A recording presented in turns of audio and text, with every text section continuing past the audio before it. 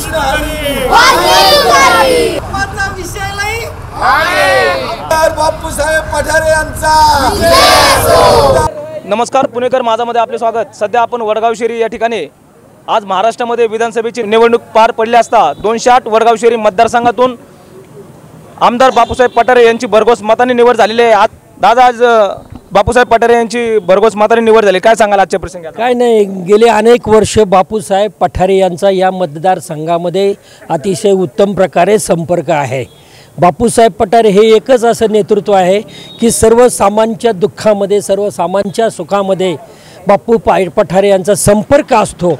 आणि गेली जरी मागील काही काळापूर्वी त्यांचा पराभव झाला असला तरी देखील बापूसाहेब पठारे हे एकच व्यक्तिमत्व होतं की या मतदारसंघामध्ये सतत नागरिकांशी संपर्क, सतत आंदोलन आणि सतत विकासाबाबत बापूसाहेब झटत असायचे। आणि त्याचं फळ या निवडणुकीमध्ये बापूसाहेब पठारे यांना मिळालेलं आहे। आणि एकंदरीत वडगाव शेरी खराडी या भागामधून बापूसाहेब पठारे यांना या सगळ्या तरुण युवकांनी आणि ज्येष्ठ नागरिकांनी अतिशय उत्तम प्रकारे सहकार्य केलेलं आहे। याचं कारणच ते आहे की बापूसाहेब पठारे हे सतत नागरिकांमध्ये असायचे, सतत कामामध्ये असायचे आणि सतत सर्वांच्या सुखदुःखामध्ये सहभागी व्हायचा। त्याचा हा परिणाम बापूसाहेबांना झालेला आहे। आता पुढील काळामध्ये आम्ही सगळी मंडळी बापूसाहेब पठारे यांच्या संपर्कामध्ये राहणार आहोत आणि आमच्या या भागामध्ये ज्या काही समस्या असतील त्या बापूसाहेब पठारे यांच्याकडून सोडवण्याचा आम्ही प्रयत्न करणार आहोत। शुभम गलाने, खेडकर दादा आणि ही सगळी युवक कार्यकर्ते आमच्याबरोबर असल्यामुळे या परिसरामधून प्रामुख्याने सोमनाथ नगर वडगाव शेरी भागामधून आम्ही सगळे मंडळी बापूसाहेब पठारे यांच्या पाठीशी उभे राहिलोत आणि या सर्व नागरिकांची मतदारांचा त्यांना पूर्ण वेळपणाने पाठिंबा दिला आणि त्यामुळेच ह्या भागामधून बापूसाहेब पठारे यांना भरघोस मताने लीड मिळालं आणि हा त्यांचा खरा विजय आहे। सर्वसामान्य नागरिकांचं काम हाच त्यांचा खरा विजय आहे। बघतो आपण महाराष्ट्रामध्ये बापूसाहेब पठारे यांना या विधानसभेची निवडणूक असताना खूप मोठं चॅलेंज त्यांनी स्वीकारलं होतं। कारण महाराष्ट्रामध्ये महायुती सरकारच्या माध्यमातून लाडकी बहीण योजना राबवली गेली आणि महिलांना अनेक योजनांचा लाभ दिला गेला असताना पण या भागातून बापूसाहेब यांनी चॅलेंज स्वीकारलं आणि ते बहुमताने निवडून आले।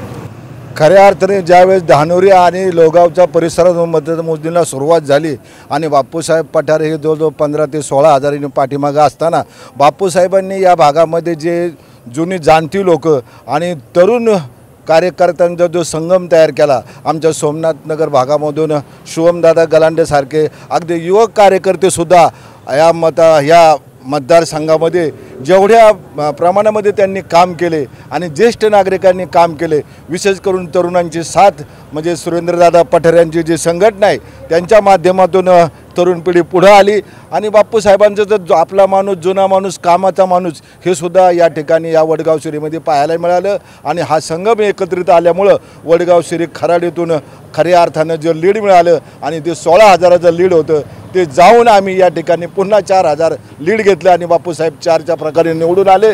याचाच अर्थ असा आहे की वडगाव शेरी खराडी हा भाग बापूसाहेब पठारे यांना मानत राहणार आहे। अशाच पद्धतीचं आम्ही याही पुढे बापूसाहेबांच्या नेतृत्वाखाली आमचा शुभमदादा असेल, आमचे ज्येष्ठ नागरिक असतील, हे सर्वजण त्यांच्या नेतृत्वाखाली काम करणार आहोत। काय सांगाल आजच्या प्रसंगात? आपण आजचा प्रसंग खरं तर बघायला गेला तर एक अदृश्य शक्ती म्हणजे बापूसाहेब पठारेंच्या मागं जी होती ती म्हणजे त्यांची जुनी पिढी, जे शिवाजी ताते असतील, खेडकर असतील, आमच्यासारख्या युवकांवर सुरेंद्रदादा यांनी विश्वास ठेवून काम हाती दिलं।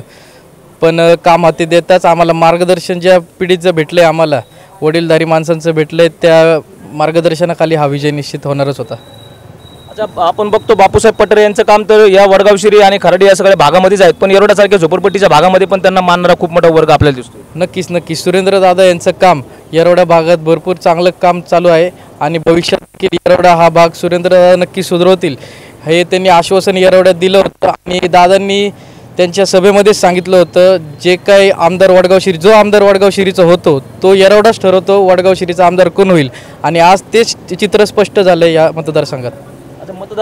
मतदारांनी जे सहकार्य केले त्याबद्दल आपण काय सांगाल?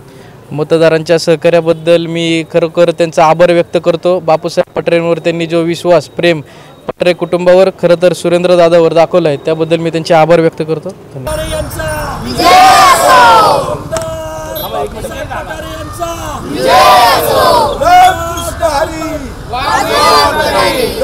रामकृष्ण हरी, रामकृष्ण हरी, आमदार बापूसाहेब पठारे यांचा, आमदार बापूसाहेब पठारे यांचा.